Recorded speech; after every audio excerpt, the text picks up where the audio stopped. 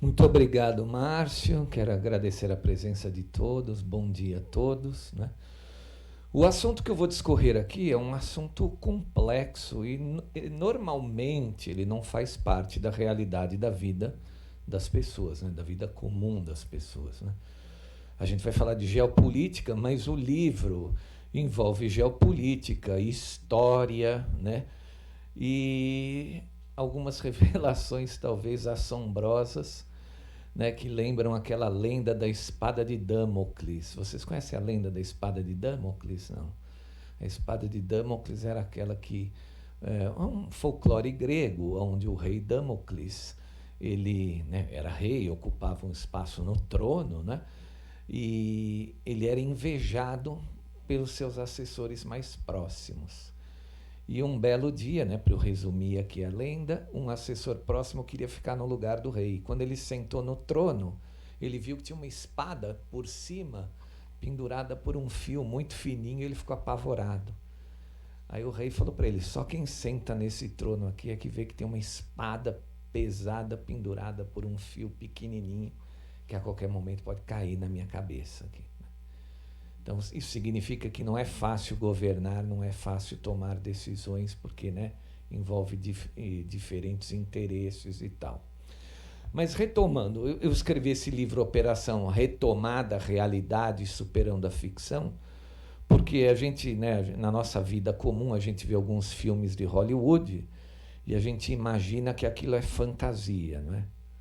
Mas a fantasia é completamente inspirada na realidade, que é muito pior do que a gente vê por ali, né? Quem gosta de filmes de espionagem, filmes, né, de agentes secretos, filmes da CIA, 24 horas, a gente olha aquilo e acha que é impossível, né? Mas não, na vida real aquilo se passa e nós não nos damos conta que está acontecendo, porque a nossa realidade normalmente é outra, né? Então vamos retomar aí alguns séculos atrás, 2 séculos e meio atrás. Napoleão Bonaparte, quando ficou preso na ilha de Elba, ele ficou preso para ele não falar, para ele não poder dar a opinião sobre o que aconteceu naquela batalha de Waterloo, quando ele perdeu então para os ingleses. Mas ele conseguiu emitir um recado da ilha de Elba.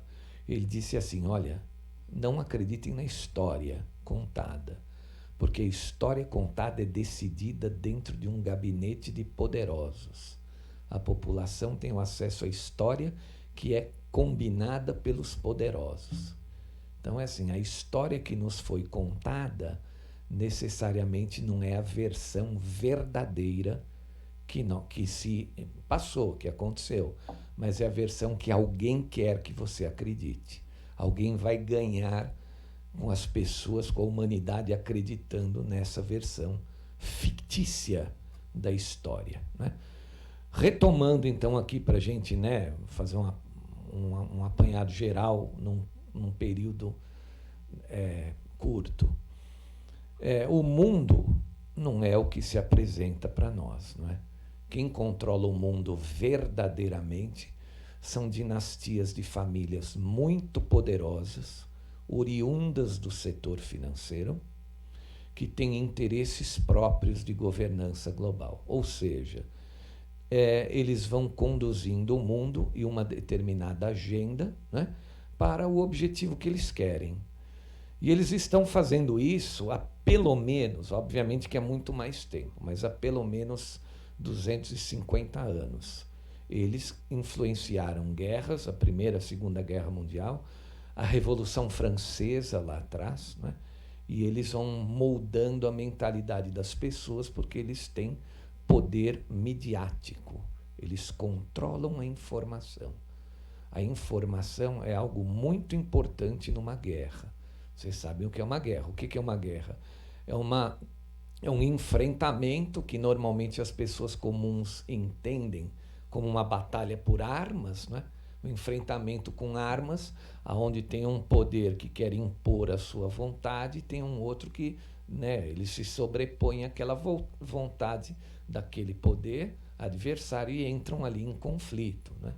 Mas existe uma guerra que poucas pessoas se dão conta, que é a guerra de quinta geração. É a guerra financeira, é a guerra psicológica, a guerra psicopolítica, a guerra por interesses culturais, né? Eles dominam também a área cultural e impõem o seu ponto de vista. Então, em resumo, essa gente, esses banqueiros, eu vou usar essa palavra aqui, banqueiros, porque o maior inimigo da humanidade hoje é o setor financeiro, né? Eles controlam forças políticas obscuras para que essas forças políticas, uma vez chegando ao poder, tracem a agenda planejada por eles. Agora eu quero voltar ao ano de 1865, mais precisamente o escritor Karl Marx, escritor, né, judeu inglês ali, que escreveu O Capital, um livro que teoricamente mudou muito a história da humanidade, colocou caraminholas na cabeça de muita gente. Esse livro foi financiado por um milionário na época, Friedrich Engels. Ali a gente já começou a enxergar a parceria da mentalidade socialista com o capital, com os banqueiros. E eles estão de mãos dadas desde então. Embora muitos neguem, muitos vão dizer que não, principalmente aqueles envolvidos com a ideologia socialista, social-democrata, mas eles estão de mãos dadas para quê? Para a conquista de todas as nações, a conquista do mundo, a conquista do Ocidente. É uma parceria onde os banqueiros ficam por trás, como uma espécie de governo oculto, e as forças políticas ligadas a esse socialismo, a esse comunismo, vão dando as cartas na sociedade, vão ditando as regras, vão propondo a agenda e vão trabalhando, né, na mente das pessoas para que as pessoas precisem aceitar isso. É muito importante para essa gente que as pessoas aceitem isso naturalmente, né? Porque, como imagina se a humanidade revoltada começa a sair para a rua, não tem governo que fica de pé com a humanidade, né, com as pessoas na rua. Vide aqui recentemente o processo que a gente pode se lembrar e associar mais fortemente a isso, é a queda da presidente Dilma, agora em 2016. Né? O povo, um ano antes, foi para a rua constantemente e os próprios políticos tiveram que entregá-la, porque senão não teria condições de governança. Mas voltando então esses banqueiros, eles foram organizando a situação para que eles dominassem todo o mundo. Todos os impérios e os agentes políticos, monarcas que se opuseram a isso, literalmente com eles, né? Então eles fizeram, por exemplo, uma reunião em 1913 na Jekyll Island, na Geórgia, onde vários banqueiros poderosos do mundo participaram e decidiram por um negócio interessante chamado Banco Central. Ou seja, eu vou instalar um banco central em cada nação da Terra, eu vou ter um monopólio da emissão e da retenção da moeda. Gente, não existe poder maior do que a emissão e a retenção da moeda. Sabe por quê? Porque se você tem esse poder de emissão e retenção da moeda, você controla toda a oferta e a demanda. Ou seja, olha, vamos causar uma recessão, porque eu tenho muito dinheiro guardado aqui, muito capital acumulado, vamos causar uma recessão forte nessa economia, que a gente derruba o preço de todos os ativos. Aí a gente entra comprando tudo a preço de banana, tá? Depois, quando a gente comprar tudo, a gente volta, né? A gente distribui moeda no mercado e os preços sobem de novo e o nosso patrimônio subiu consideravelmente. Esse é o maior poder da Terra, a emissão e a retenção da moeda através dos bancos centrais. Obviamente que alguns presidentes, o caso americano Woodrow Wilson, foi ameaçado para poder aceitar o Federal Reserve na América, né? O Federal Reserve é um banco privado, ele não é um banco do governo, não é um banco público. Um banco privado controlado por dinastias como os Rothschilds, a mais poderosa da Terra, os Warburgs, os Schiffs, Rockefellers, né? Todos eles controlam o Federal Reserve Bank norte-americano, obviamente, outros bancos centrais pelo mundo, né? O poder dessa gente cresceu consideravelmente a partir do século passado, quando eles resolveram investir. Olha a mentalidade, hein? Eles investiram, é assim que eles enxergavam, nas duas grandes guerras mundiais, para obter poderes maiores, né? Então eu quero derrubar aquele império ali, o austro-húngaro, porque tem muitas nações ali que não querem, né, não aceitam a minha agenda. Então vamos derrubá-los, vamos provocar uma guerra contra eles? Ah, vamos. Aí eu pego os meus agentes políticos aliados e provoco uma guerra contra eles. Para facilitar que essa guerra acontecesse, eles financiavam os dois lados. Porque a gente tem que pensar o seguinte, aquele lado que está inseguro para vir para uma guerra, fala, eu não quero aquela situação, ele está me oprimindo, mas eu não posso ir para a guerra porque eu não tenho dinheiro suficiente. Aí chegava lá aquela tentação, falou, não, vai para a guerra que eu te financio. E o outro lado, ele também pode encarar que eu financio você também. Então, no começo das guerras, esses banqueiros financiavam os dois lados. E depois, no decorrer da guerra, eles retiravam o financiamento daquela parte que eles queriam que perdesse a guerra. Vocês entenderam como é? Ou seja, acabou teu dinheiro, você vai perder a guerra. A Alemanha, em 1918, ela teve que se render lutando em campo na França. Ela não perdeu a guerra, ela se rendeu porque acabou o dinheiro, acabou a linha de financiamento, propositadamente. Dessa situação que aconteceu com a Alemanha em 1918, nasceu o Partido Nazista. Porque o Partido Nazista olhou e desconfiou esses donos do mundo, esses dominadores globais. Olha o que eles fizeram com a Alemanha. Aí, né? Na Segunda Guerra, eles também fizeram a mesma coisa, financiaram os dois lados e retiraram o financiamento da parte que eles queriam que perdesse a guerra. Porque a parte que estava perdendo a guerra estava vindo para cima dessa gente. A parte que perdeu a guerra depois estava vindo para cima desses banqueiros. Quando eu escrevi esse livro, né, eu trabalhei com muitos militares, né, como o Márcio falou, eu fiz uma série de documentários sobre o regime militar brasileiro e peguei depoimento de vários altos oficiais das Forças Armadas brasileiras, historiadores, o doutor Ives Gandra Martins, o doutor Antônio Ribas Paiva. E sempre as melhores partes dos depoimentos eram aqueles que a gente fazia com a câmera desligada, né? Porque tem coisas que não se pode falar abertamente. E eu fui aprendendo muito e fui ligando os fatos, então, né? Quando menino, eu tive uma vovozinha que era evangélica, crente, ela falava muito do apocalipse, do fim do mundo, né? O Apocalipse, o livro das Revelações, é um livro velado, ele é um livro muito difícil de ser interpretado, né? Mas eu digo a vocês agora com certeza que para você interpretar o Apocalipse, você tem que ter pleno conhecimento da história e tem que ter visão geopolítica, né? Por isso que eu coloquei Jesus Cristo na capa do livro, o homem mais sábio que já passou por essa terra e que... eu não sei se vocês estão, né, informados, se vocês já leram o livro do Apocalipse e tal. O que é esse livro das Revelações? Ele conta a última guerra da humanidade, que a humanidade então se livraria de um poder opressor, uma guerra terrível, né? Passaria por um momento muito longo, e ele vai demonstrando dentro desse livro tudo o que vai afligir a humanidade, né? Ele vai dando linguagens figuradas. E por que eu estou falando isso? Porque é o seguinte, segundo o livro, João, ele escreveu o Apocalipse porque ele foi arrebatado, ele teve uma visão, ele trouxe, né? Jesus Cristo trouxe ele para o período, ele foi escrevendo tudo que ele via.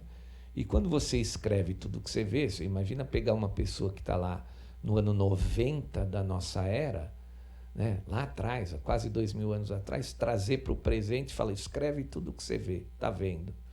Imagina, naquele tempo, né, a pessoa está vendo tudo que está acontecendo hoje. Bom, eu vi uma fera que dominava a humanidade, a besta, tinha, né, corpo de leopardo, tinha pata de urso, tinha, né, aí você lê e fala, pô, mas o que é isso aqui?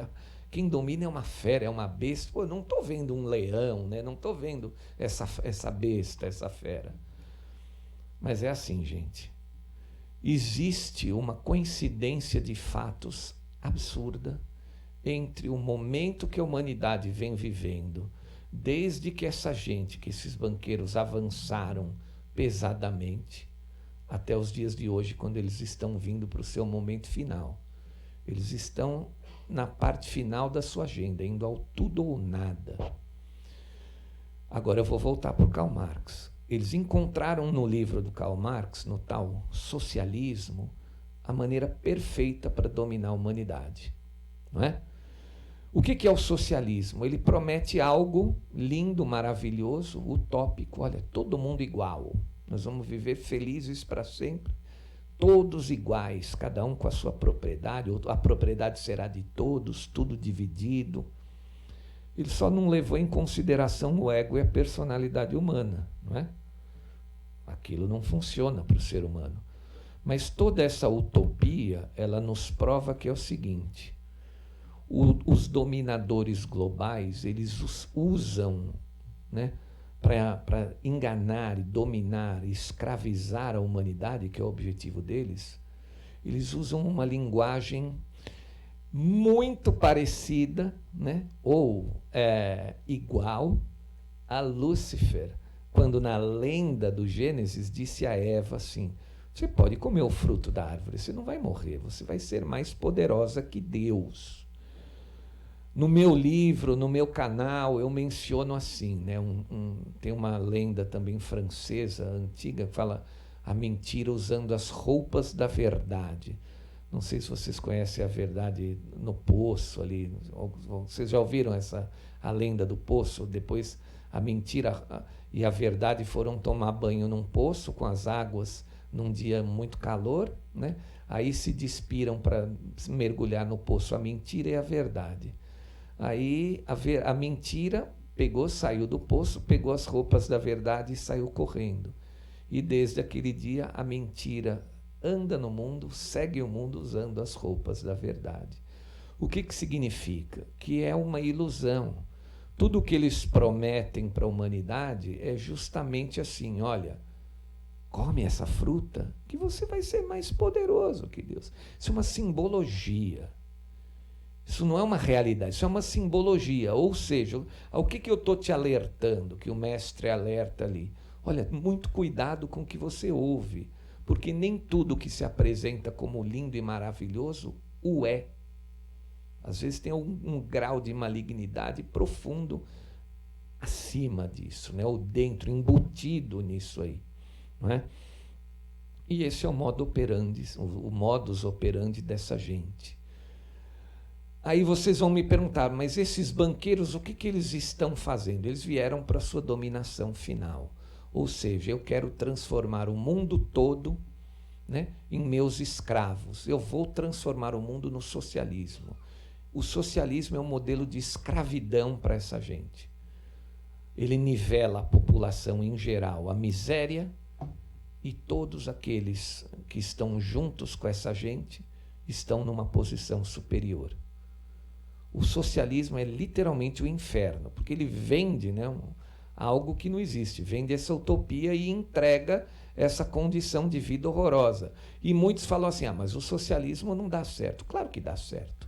Para eles, foram eles que planejaram, eles que pegaram o Karl Marx, puseram dinheiro para ele escrever o livro, eles que criaram essa ideologia. Então, para eles deu muito certo. Por isso que os povos em nações socialistas são completamente oprimidos, não têm liberdade. Esse é o modelo que eles escolheram para implantar no mundo todo. Só que, vamos lá, é difícil, né? Como é que eu vou implantar o socialismo nos Estados Unidos? Como é que eu vou implantar o socialismo na Europa? Como é que eu vou, né? É difícil, a população não vai aceitar. Vai aceitar, porque eles vão criar um conjunto de condições, que eu posso usar aqui o nome de catalisadores, e esses catalisadores vão provocar reações sociais, fazendo com que as pessoas passem a aceitar o que eles vão oferecer. Vamos voltar de novo, então, para o Apocalipse. O que são os 4 cavaleiros do Apocalipse? A fome, a guerra, a morte e a peste. São os catalisadores que essa gente usa para quebrar a humanidade aos joelhos, né, e fazer você aceitar o que eles vão te oferecer logo mais ali na frente. A pandemia do Covid-19 foi uma estratégia para quebrar todas as economias. Fique em casa, tá? A economia a gente vê depois. Ou seja, vamos quebrar os joelhos de todo o comércio, de toda a indústria, de todos os agentes econômicos. Eles vão precisar de financiamento bancário e nós, banqueiros, estamos numa posição privilegiada. Olha só que beleza, que delícia. Eu tenho capital acumulado, né? Milhões de pessoas, de empresas, de agentes econômicos vão recorrer a mim e eu vou estar por cima. Posso oferecer os juros exorbitantes. Olha, me dá tua casa, me dá o teu apartamento, me dá a tua empresa. Existe uma instituição desses globalistas, são várias, né? O Conselho de Relações Exteriores, a Comissão Trilateral, o Clube de Bilderberg, o Clube de Roma, o Fórum Econômico Mundial de Davos, é um dos mais importantes, né, deles.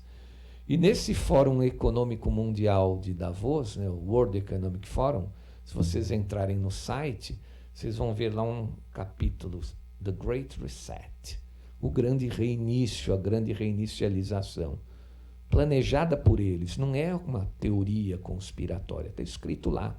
O que é o grande reinício? E o rei Charles III, que agora está assumindo o trono, ele postou um vídeo lá, dizendo que a pandemia era uma grande janela de oportunidades para vivermos um período mais justo. Olha que discurso bonito, né?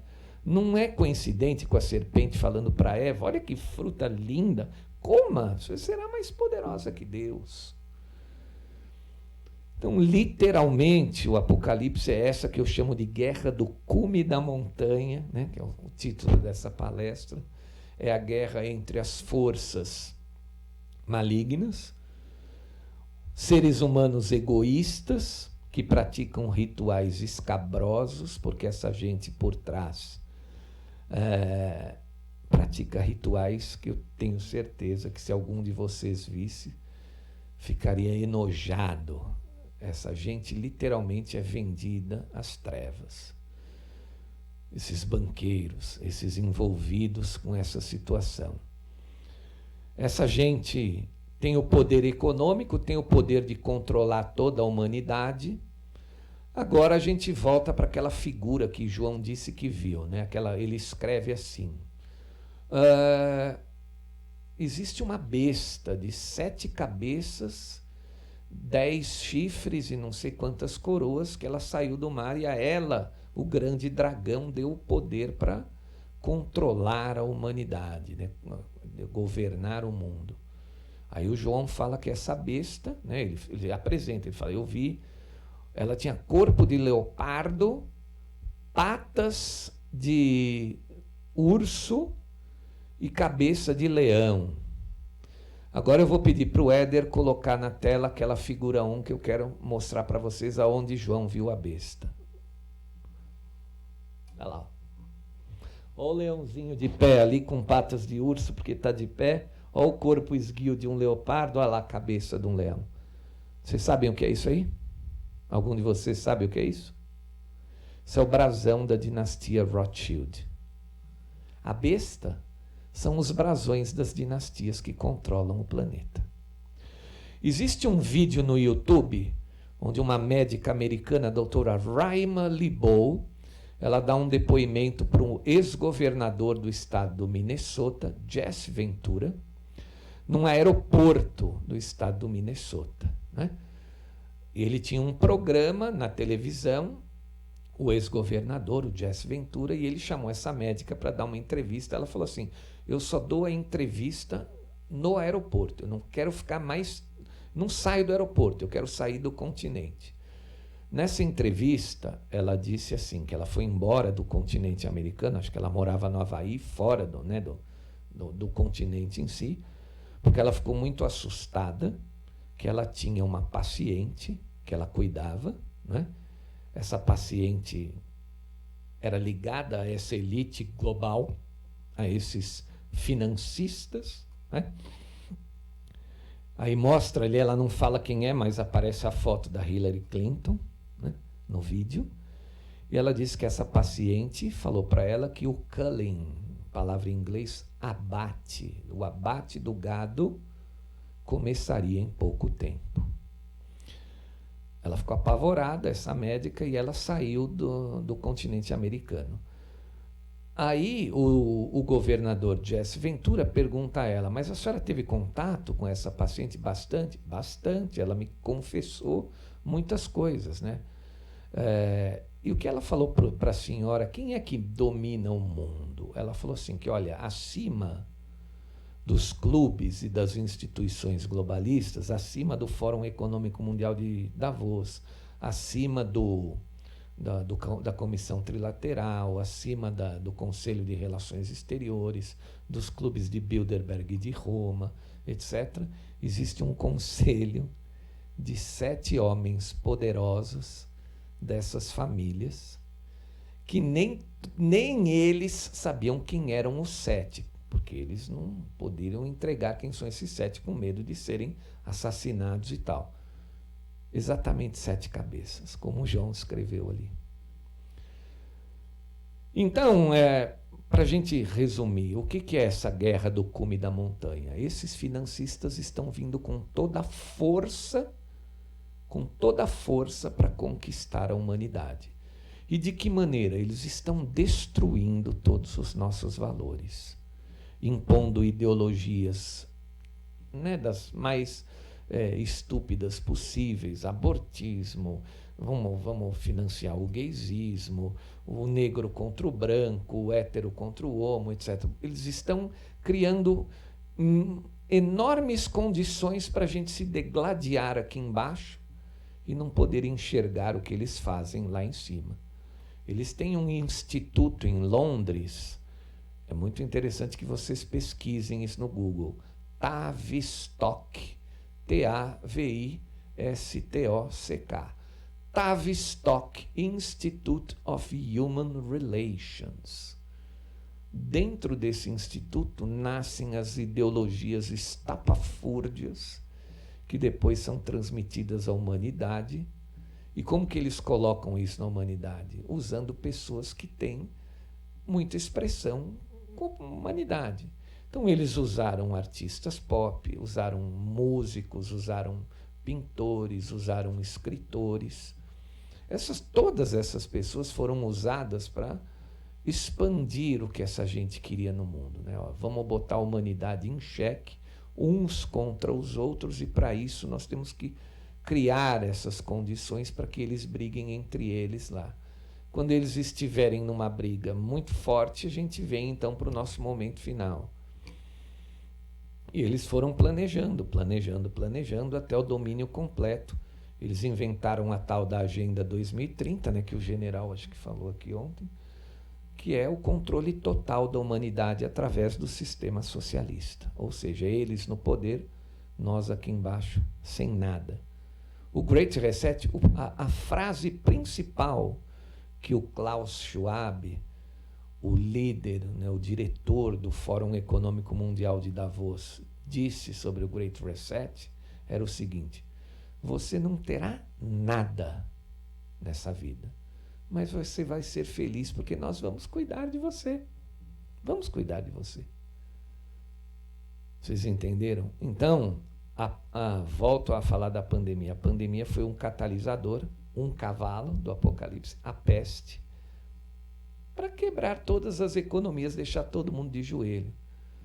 Obviamente que seguindo a pandemia veio a tal da terapia genética experimental, que foi vendida à humanidade como vacina.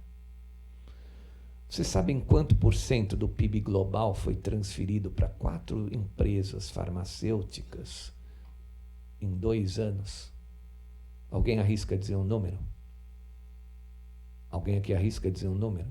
Essa gente já detinha 48% do PIB global antes da pandemia. 16% do PIB global, mais de 160 nações gastando bilhões de dólares com vacinas, transferiram mais 16% do PIB global para 4 empresas, laboratórios farmacêuticos. Pertencem a quem esses laboratórios? Vamos lá, alguém arrisca dizer? Quem são os donos? São eles. Então, assim, foi a maior transferência de renda no menor período da humanidade. E todos os agentes políticos que trabalham, obedecem à agenda dessa gente, obrigavam. Não, você tem que vacinar. O governador mandou a polícia na minha casa, porque eu falei umas coisas assim dele no canal do YouTube. Um belo dia atendi a campainha, uma tarde, numa quarta, quinta-feira, estavam 2 agentes da Polícia Civil na minha casa. O governador Dória, ele colocou um processo de calúnia e difamação contra o senhor, porque o senhor atacou a obrigatoriedade da vacina. Né? O Ministério Público Federal sentou em cima do processo. Quando eu cheguei na delegacia, os agentes e os delegados bateram palmas. Ó, nós estamos ouvindo aqui o seu canal há 15 dias. A gente está gostando muito. E olha, fica curioso, um assunto muito interessante que a gente não sabia, não conhecia, não dava muita bola. Né? Hoje nós estamos gostando e tal.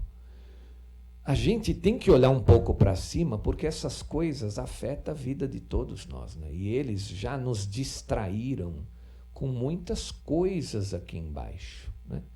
Eles já nos distraíram de uma maneira, para quê? Para que a gente aceite toda essa dominação. Uma coisa que eu não sei se o general falou ontem aqui, deve ter falado, o que eles querem, né? Vocês sabem, o desejo de conquista nunca se exauriu. A maneira de se fazer a guerra, a conquista, é que mudou. Então, o Brasil hoje, o território da Amazônia, é um dos territórios mais ricos do planeta, em biodiversidade, recursos naturais, minérios. Os maiores aquíferos do planeta estão no Brasil. Essa gente está de olho, está de olho. Os militares brasileiros fizeram um estudo estratégico indicando que a França, que é completamente dominada por essa gente, e a resistência francesa, eu vou falar da resistência daqui a pouco, existe uma resistência que luta contra essa gente, e eu vou falar. Na França ela é pequenininha, essa resistência, né? A França é uma ameaça ao Brasil, porque o presidente Emmanuel Macron foi eleito de maneira estranha, né? Porque ele foi eleito, um mês depois o Congresso todo eleito contra ele. Olha, o mesmo povo que votou no Macron, olha que curioso, né? Votou num Congresso contra ele, 75%. Não é estranho isso, gente? Que estranho, né? O que será que eles estão fazendo nas eleições lá fora, que o Macron foi eleito, porque é um homem deles? Emmanuel Macron, um financista, trabalhou a vida inteira no banco Rothschild & Sons. Hoje ele trabalha para a dinastia Rothschild, continua trabalhando para os Rothschilds, só que dentro do Palácio do Eliseu, comandando uma nação com potência nuclear. Uma nação nuclear. A França é uma nação nuclear. E a França faz divisa com o Brasil. Vocês sabiam que a França faz divisa com o Brasil? Sabiam, né? A Guiana Francesa, um território francês, faz divisa com o estado do Amapá aqui. Agora, olha que outra coisa interessante. A França faz divisa com o Amapá. E um senador do Amapá, que lindo, ele recebeu uma condecoração do governo francês, que é inimigo declarado do Brasil, do povo brasileiro, porque roubam as nossas riquezas na Amazônia através das ONGs, que o Fernando Henrique Cardoso, um dos maiores traidores dessa pátria, colocou lá. Por que não tem ONG no Nordeste? O que as ONGs estão fazendo lá? Contando girafas da Amazônia? Ou roubando nosso ouro, nosso nióbio, nossos minérios? Não é? Esse senador, que muita gente entende como, nossa, ele é um grande homem. Vocês sabem de quem eu estou falando, né? Não vou mencionar nome aqui. Ataca o governo Bolsonaro o tempo todo e foi condecorado pelo presidente francês. Olha que honra, né?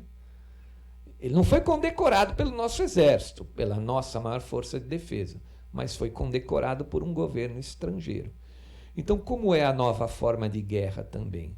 Para que uma potência estrangeira vai tentar mobilizar homens, navios, aviões e um contingente enorme de forças militares para conquistar uma nação, se sai muito mais barato comprar os políticos que vão estar lá no poder para tomar decisões que favoreçam a eles lá fora. Vocês estão entendendo o que eu quero dizer? Os inimigos internos da pátria brasileira são eleitos pelo povo, vendem ao povo: olha, come essa maçã que você vai ser como Deus. Quando ele está lá em cima, ele trabalha para o interesse dessa gente. Isso é a esquerda brasileira, isso é a social-democracia brasileira. Trabalhar para os interesses escusos transnacionais. Esse antigo presidente que quer voltar agora, tem vários vídeos dele no YouTube falando que ele acha que tem que dividir a Amazônia com o resto do mundo. Não, tem que dividir. Tem que dividir, porque a Amazônia é uma riqueza enorme, vamos dividir com o mundo. Mas ele não fala que o mundo está pagando milhões para ele aceitar isso aí. Ou vocês acham que é de graça? Vocês acham que ele tem que dividir, fica para ele não ganha nada? Não é? O Ciro Gomes está falando aí na TV que tem 18 milhões que ele não declarou para o TSE. Declarou, o cara que ganhava 30 mil reais como presidente juntou 8 milhões de patrimônio declarado. Não tem nenhuma palestra dele no YouTube. Eu que na minha vida fiz 6 ou 7 palestras, quase todas estão no YouTube. Ele que disse que fez 150, não tem nenhuma no YouTube. Não é? Olha só que coisa. Esse homem está aí, ele declarou 8 milhões de reais de patrimônio. O Ciro está dizendo que ele tem 18 milhões não declarados lá fora. Agora a gente sabe que ele também tem muita coisa em nome de grandes amigos, né? Como era o Sítio, como era o Duplex. Olha, são meus amigos. Né? Imagina o que esse cara não tem na mão de laranjas, gente, na mão de laranjas. Né? Obviamente que vendendo o Brasil, são os entreguistas. Agora eu vou falar então da resistência que está lutando contra esse poder terrível. Porque Jesus Cristo, quando escreveu o livro, mandou as imagens para o João, escreve aí tudo que você está vendo. Ele falou que vai ter uma resistência, que ele vai vencer. João pergunta para Cristo o seguinte: mas quem vence essa besta terrível, mestre? Essa besta que está conquistando quase todo mundo. Cristo fala sobre uma perspectiva de futuro. Eu venci. João pergunta quem vai vencer, ele fala assim: eu venci. O que significa? Que ele talvez seja um viajante do tempo, que ele já está lá no futuro vendo, que ele venceu, pediu para o João escrever: avise-os que eu venci.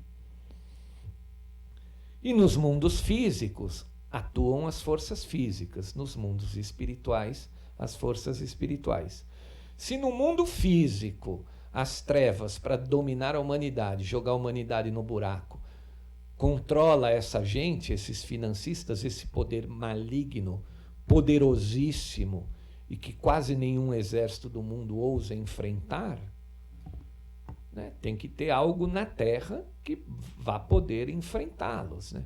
Porque você não pode mandar um anjo do céu, não existe isso. Embora muitos religiosos fervorosos acreditem que isso vai acontecer, não é por aí, né? As regras dos mundos espirituais valem para os mundos espirituais. Nos mundos físicos, as regras são no mundo físico. Então tem que surgir na Terra uma força que seja capaz de encarar essa gente, porque Jesus Cristo disse que venceu. Eu venci. Né? Então vamos falar agora da resistência. O que é a resistência? São os grupos de pessoas aos quais a gente chama de soberanistas, representados no mundo, não sempre, hein? Pelo amor de Deus, não confundam isso. Eles são representados em várias nações por uma direita política que ressurgiu das cinzas. O caso brasileiro. Na América existe uma parte da direita que é completamente entregue a esses caras. Principalmente aqueles que são oriundos da dinastia Bush, dos 2 Bushes que governaram a América, né? George Bush pai e filho, né? Essa gente vai ter essa gente envolvida com eles. Também trabalha para os objetivos desses financistas. Então essa resistência é formada por uma inteligência militar, homens Não são soldados. A gente fala em inteligência militar, muitos podem pensar que são soldados armados ali na porta do quartel, né? Fala em militar, já imagina o soldado. Não. Existe um poder também oculto na humanidade, um poder paralelo que vigia todos os governos, vigia a situação global, que é a inteligência militar. O maior líder oriundo da inteligência militar que luta contra essa gente hoje no mundo, até porque o país que ele veio foi dominado por essa gente durante 71 anos e depois precisou se recuperar, é o Vladimir Putin da Rússia. Muitos falam, o Vladimir Putin, um comunista. Muito pelo contrário, ele odeia a ideologia comuno-socialista, porque aquilo atrasou a Rússia em 71 anos. A Rússia perdeu a Guerra Fria por causa daquela ideologia.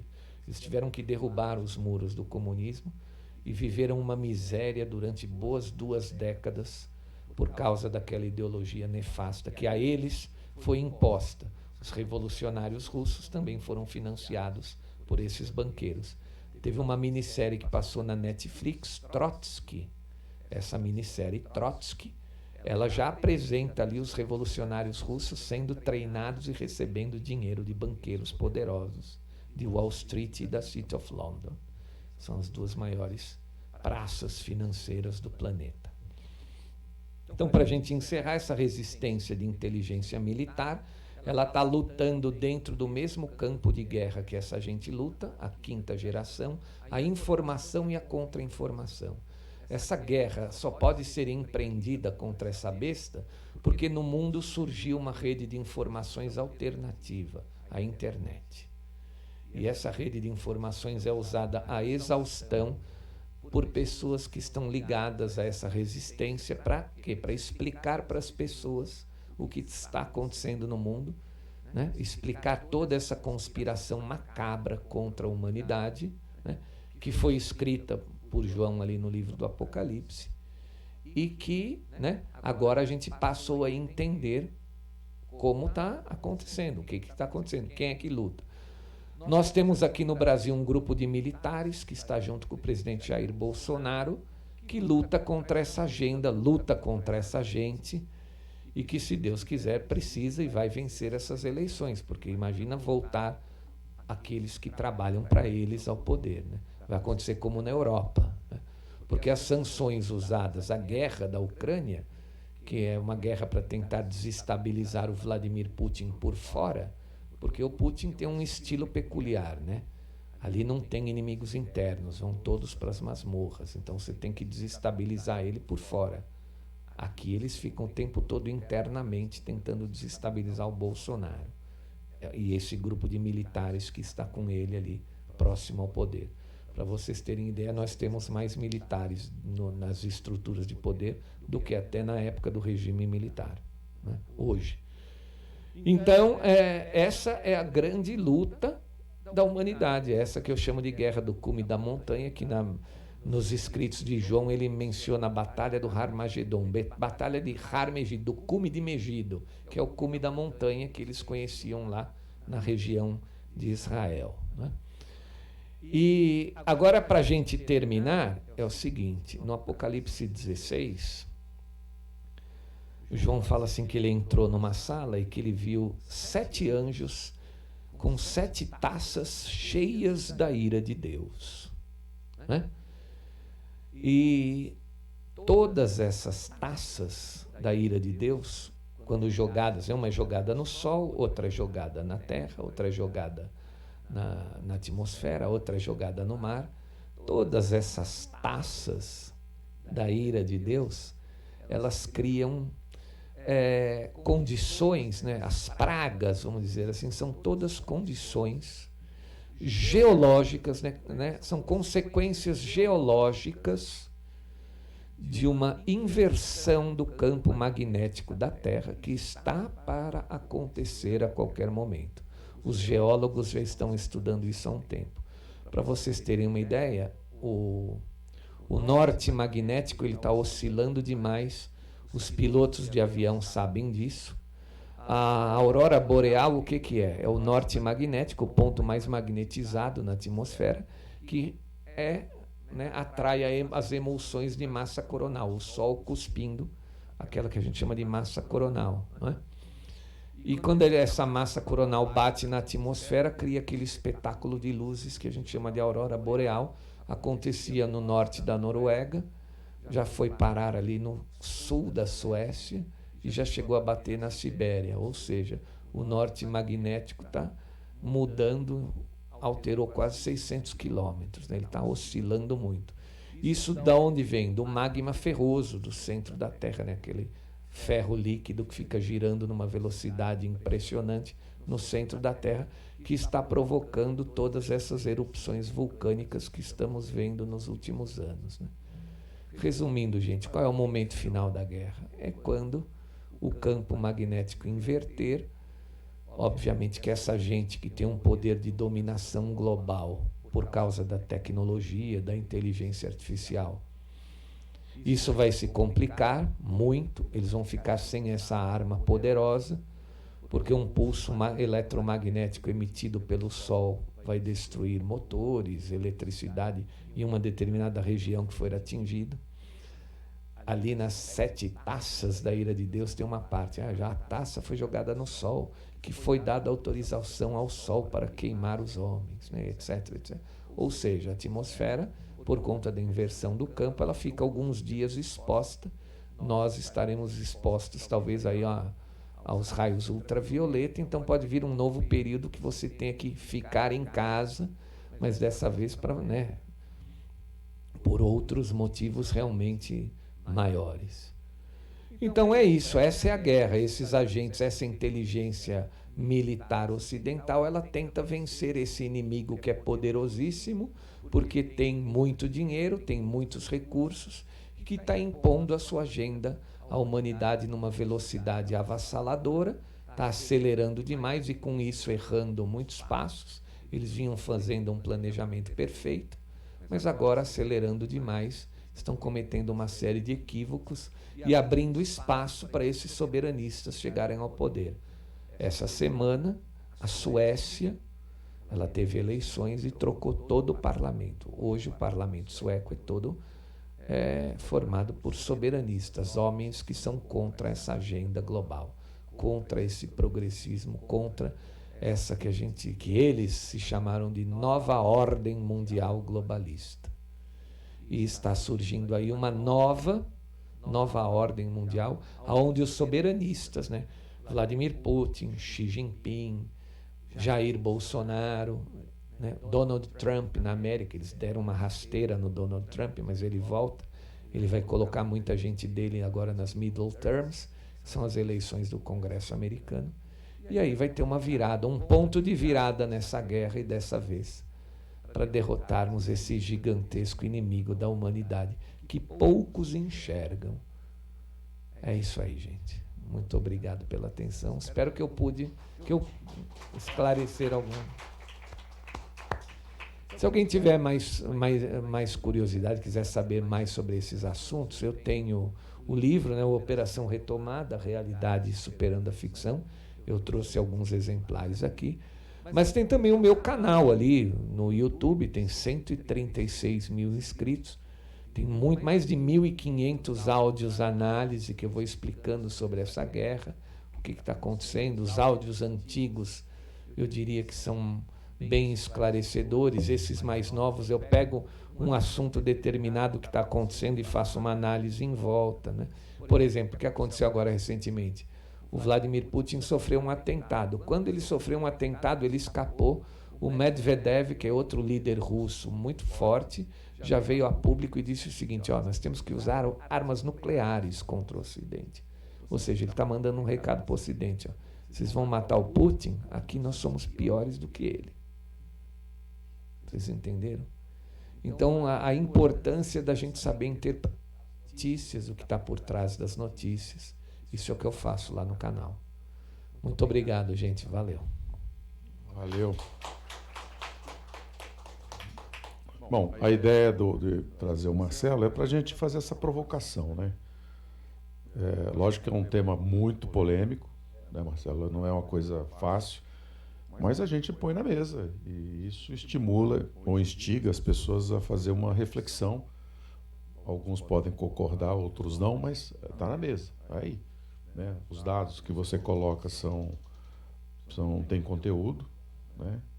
E eu te parabenizo aí pela tua fala. Iria abrir para 2 perguntas, se alguém quiser fazer alguma colocação. Pois não.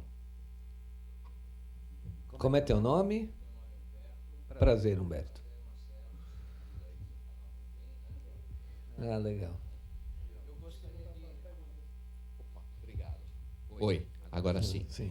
Eu gostaria de saber a tua opinião a respeito do seguinte: nós temos alguns caminhos que seguimos, né? Que é a conscientização, Sim. e isso está acontecendo pela internet, assim, de um modo bem acentuado e bem acelerado. E outro é as eleições. E isso é um fator de preocupação, né? Eu entendi. Eu gostaria de saber a sua opinião a respeito desse segundo. Eu vou responder a sua pergunta. Eu tenho que ser um pouco aqui velado, porque eu sou candidato a deputado federal pelo PTB aqui em São Paulo. Então vou responder a tua pergunta. Exército de Caxias, fundado em 13 de abril de 1648, que juntou um fazendeiro, um índio e um cafuzo, um mameluco, para lutar contra os invasores holandeses. Essa força militar nasceu antes de uma sociedade organizada no Brasil. Quando eles perceberam a ameaça dessa gente lá de fora, entrando dentro da nossa família imperial, essa gente, como eu falei para vocês, atua há muitos séculos, eles entraram dentro da família imperial brasileira. A princesa Isabel casou com um aristocrata de uma dinastia francesa, a França aí de novo. Quando isso aconteceu e o Dom Pedro II estava muito doente, eles não hesitaram em proclamar uma república. Acabou a monarquia, proclamaram a república. Depois que proclamaram a república, interviram mais 8 vezes. Quando a sua filha, né, a república é filha dos militares, quando essa filha esteve em perigo, por 8 ocasiões eles interviram.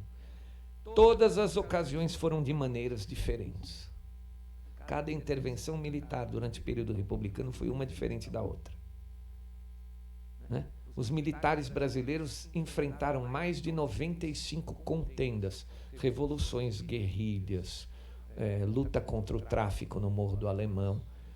Sabe quantas os militares brasileiros perderam? Nenhuma.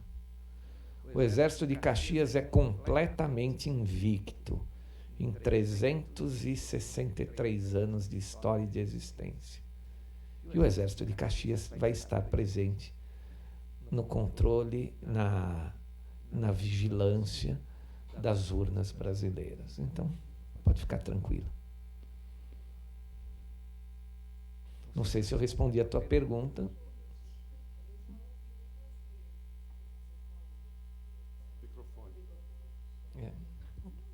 Como é teu nome? Nancy. Prazer, Nancy.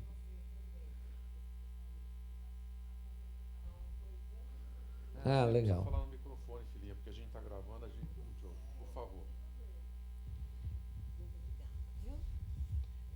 Então, meu nome é Nancy Paz Gomes, né? Uhum. Eu tinha muita vontade de te conhecer, Marcelo. Ah, legal. Eu Obrigado. tentei agora, dia 7 de setembro, infelizmente eu não consegui. Estava muito cheio lá, Tava né? Não dava. muito. E como eu acompanho já, acho que 2 anos e pouco, o seu canal, eu já ouvi o que você falou sobre esse assunto que o meu marido perguntou, né? Sim. E às vezes eu tento falar isso para ele, porque ele às vezes nem a gente começa a assistir o seu vídeo e às vezes tem que parar. E eu já ouvi, inclusive, uma coisa que você disse que eu concordo 100%. Às vezes eu preciso ouvir teu vídeo 2, 3 vezes para entender alguma coisa. Eu tenho isso. Às vezes eu percebo no canal que os vídeos, às vezes eu ouço, depois eu falo, ficou de difícil compreensão. Mas deixa ele. Mas aí ouvindo 2, 3 vezes dá para ouvir. Melhora muito. E nem por isso eu sei repetir com exatidão tudo que você fala. Sim. Né? Mas, enfim, eu aprendi demais com você. Eu também acompanho aquele professor Luiz Antônio Peixoto Vale. Peixoto do Vale, aquele Hermes, que eles estão todos aparecendo. Professor Hermes Neri também. Exatamente, Hermes Neri. Eles todos estão aparecendo no Fernando Betete. Eu também dei umas entrevistas. Eu vejo você lá também. É. Mas eu realmente preciso assistir 2, 3 vezes, porque durante o dia eu já escuto você logo que você lança, né, o vídeo. Sei. Todos os dias, né? É. E eu gosto de ser uma das primeiras a assistir. E eu não abro mão disso, viu, Marcelo? É um prazer, assim, enorme te conhecer Legal, pessoalmente. Nancy. Obrigado. Viu? Deixa eu falar um pouco mais. O Exército de Caxias tem um departamento de guerra cibernética muito bem estruturado, liderado pelo general Heber Garcia Portela. Então a briga vai estar lá dentro do sistema, pode deixar, pode confiar com esses militares. Eu vi esse vídeo também, Marcelo, mas uma das coisinhas assim que me preocupou foi esse professor Luiz Antônio Peixoto do Vale, que ele fala que nosso exército, nossas forças armadas, não tem a quantidade de, não sei se é armamento suficiente para ir à guerra também com esse pessoal, mesmo sendo essa guerra de 5ª geração, né? Veja, a guerra bélica hoje ela é quase não é mais implacada. O que vai acontecer? Veja, no momento da reeleição do presidente, no momento que nós vamos vencer essas forças, esses inimigos internos, se o grande inimigo interno, essa nova ordem mundial, esses financistas observarem que o Brasil não dá para ser vencido por dentro, eles vão tentar por fora, como eles estão fazendo com Vladimir Putin. E a França vai ser a porta de entrada. Mas isso é um segundo momento. Por isso é que os militares brasileiros já estão fazendo estudos estratégicos, né, para se proteger ali contra a França, que a França vai ser um inimigo futuro. Aí eu vou te responder. O Brasil, o presidente Bolsonaro foi 2 vezes para a Rússia, né? Vocês viram a mesa e a maneira com que ele foi recebido pelo Putin? E vocês viram a maneira como o Putin recebeu o Macron? Eles emitem sinais para nós. Então, de que lado vai estar a Rússia? Então, a França que se cuide para se meter com o Brasil. Professor, deixa eu fazer uma provocação. Vermelho, socialista, verdes. São todos deles. Então, hoje se apanha muito porque essas pessoas todas estão atrás da cortina do discurso da economia verde. Sim. Mas a economia verde é essencial para o planeta. Essa é a história que eles contam. A economia verde é essencial para o planeta? Essa é a história que eles contam, que Napoleão disse lá atrás, que a história é combinada num gabinete e dita a humanidade. Você acha que... Isso é um catalisador para você justamente atrasar as sociedades. Vamos atrasar aquele lá, Sabe o que está acontecendo na Holanda agora, que é o agronegócio da Europa, Holanda e Espanha? Os governos locais estão colocando impostos absurdos, né, de economia verde. Não, nós vamos prejudicar o meio ambiente. Parem de produzir alimentos. Então vamos matar a humanidade? Mas essa economia verde é bom para os verdes. Calma. Estou falando da economia verde como forma de desenvolvimento. Aquela história, a maior potência verde energética do planeta será esse país. Por vários motivos. Começamos primeiro, estão investindo muito. Agora, o que me preocupa é que as grandes instâncias sempre estão buscando regulação para poder buscar esse tipo de postura de governo. Cobrar impostos, apertar as leis contra os produtores e trabalhadores da área. Então agora eu vou responder ao senhor com uma outra pergunta. Qual é a maior economia, hoje que vai se tornar a maior economia global em 5 anos? Vai ultrapassar os Estados Unidos da América. Essa nação que vai chegar lá respeita a economia verde? Não respeita, mas está se ferrando, viu, professor?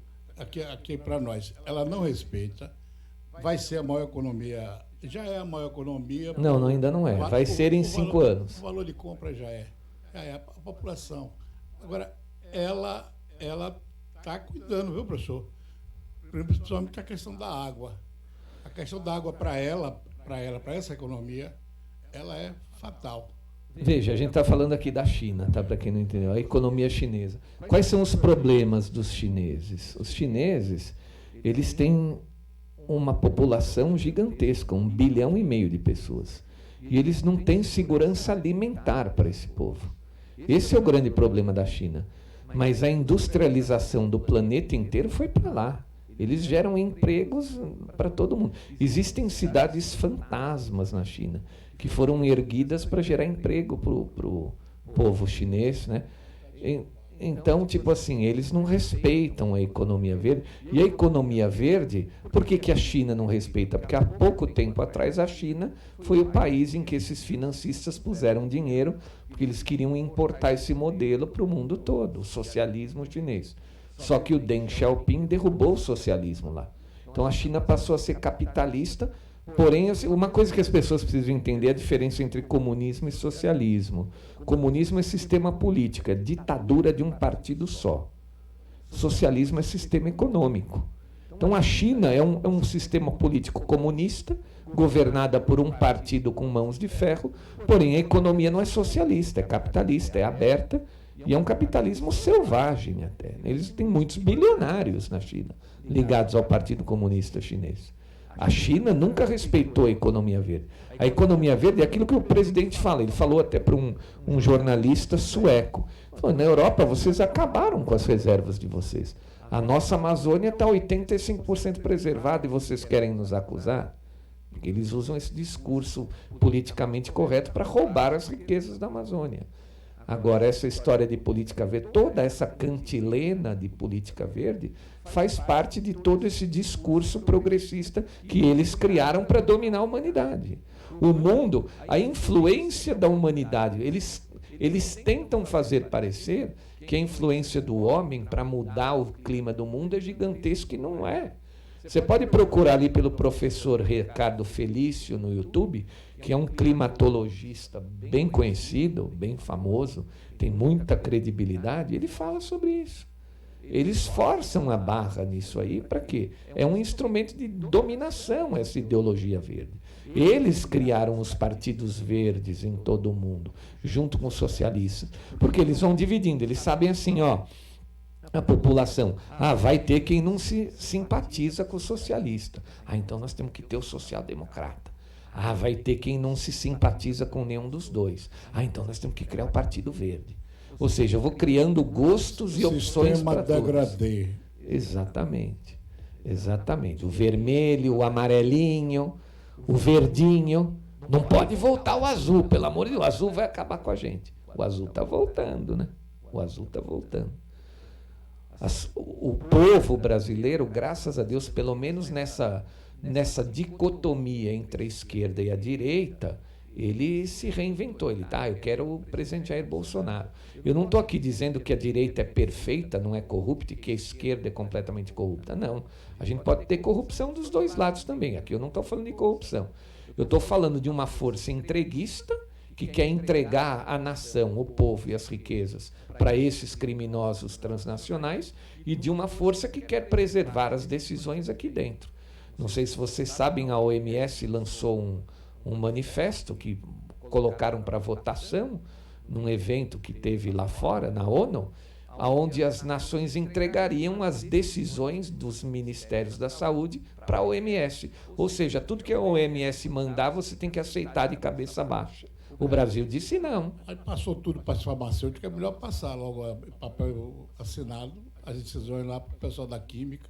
Mandem tudo aqui, mas não vai. Aqui não vai acontecer. Isso eu asseguro para o senhor. Aqui no Brasil não vai acontecer. Olha que coisa, né? Uma característica do povo brasileiro que foi essencial para essa dominação começar a dar errado aqui, que o povo brasileiro, ele sempre foi meio displicente, né? Sempre foi meio, como se diz assim, ele é avesso a regras. Ele é diferente do povo europeu, do povo australiano, do povo canadense. Então, quando a esquerda começou a botar muitas regras, a querer mandar em tudo, a querer dizer o que é politicamente correto, isso foi o principal fator que fez o povo se revoltar. Peraí, você não gosta do Jair Bolsonaro, você odeia ele? Então eu estou com ele. É uma provocação. O povo não aprendeu o que eu disse aqui, não conhece tudo isso que eu disse aqui. Mas o povo é displicente e provocador. O povo é indisciplinado. Aquele ali está falando que aquele não pode, então eu vou naquele que não pode. É como uma criança. O pai fala, não, daqui você não pode fazer. Então eu vou fazer aquilo. Isso é o povo brasileiro. Ele se voltou para o Jair Bolsonaro e para essa direita que ressurgiu, porque todos os meios de comunicação e a esquerda está dizendo que é ele não. Ele não, então é nele que eu vou. Graças a Deus existe essa característica do povo que está salvando o Brasil nesse momento. Você entendeu? Os povos, a Europa vai sucumbir. Ontem eu coloquei uma análise no meu canal, a Alemanha, olha que absurdo, gente.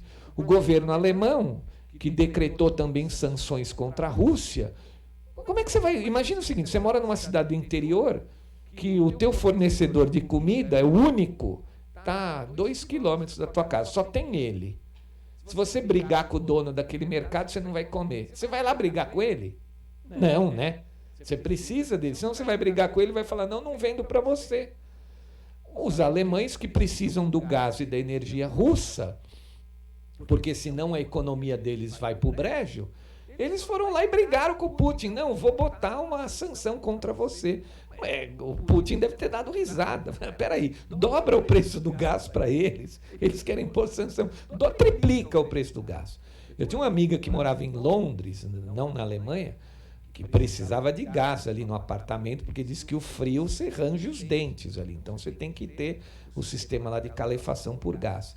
Ela falou que a conta do gás dela tinha ido de 69 libras para 299 libras. E na Alemanha está acontecendo isso. As empresas estão quebrando, não estão aguentando pagar a conta do gás, da luz, da energia. A Alemanha está empolvorosa. Tem um canal de um alemão que fala português perfeito no YouTube, Caio Alemão, ele é casado com uma alemã, ele narra todo dia o dia a dia da Alemanha. É escabroso o que está acontecendo. Está voltando para o Brasil. É escabroso. A Europa toda vai sucumbir. Por quê? Porque tem um povo disciplinado, que ouve tudo que tudo que o governo fala é bom para nós. Realmente, eles que sabem tudo vão sucumbir. O Canadá, a Austrália. Olha só que interessante. A Austrália, o Canadá, várias nações. Vocês sabem quem é o chefe de Estado do Canadá e da Austrália? Sabem quem é? A coroa britânica. Agora é o rei Charles III. A Austrália tem um primeiro-ministro, que é chefe de governo. O Canadá tem outro primeiro-ministro, que é chefe de governo, né? Mas o chefe de Estado é o rei. Agora o Charles III, era a rainha Elizabeth. Todas essas nações estão sucumbindo, gente. Os Rothschilds, a base deles é a City of London. Eles estão dentro de Londres, eles mandam na coroa britânica. São líderes fracos. Por que essa gente usa dessa maneira? Qual que é o estratagema? O Great Reset é baseado no seguinte: os líderes globais, os líderes das nações falharam em controlar, em coordenar a vida de vocês, em governar vocês. Então, vamos, a partir de agora, ter um governo único, global, para governar vocês de uma maneira melhor. Está aí a história do tal anticristo, que muitos falam, ele vai aparecer, que é esse governo global. Agora, professor, eles compraram a mídia toda do Globo. A mídia pertence a eles. Toda comprada. Você sabe que... É a arma de guerra deles. Uma nota que sai de um globalista desse, em Toronto, circula o globo todo em fração de minutos. Qual que é a estratégia deles? Matéria, e sai no jornal da gente aqui em português. A mesma matéria, parece até comando único, né? Mas qual que é a estratégia deles? A estratégia deles é pegar tudo aquilo que a gente fala de verdade nas redes sociais e falar que, fulano ali, Marcelo Rossi ali, aquele cara é um divulgador de fake news.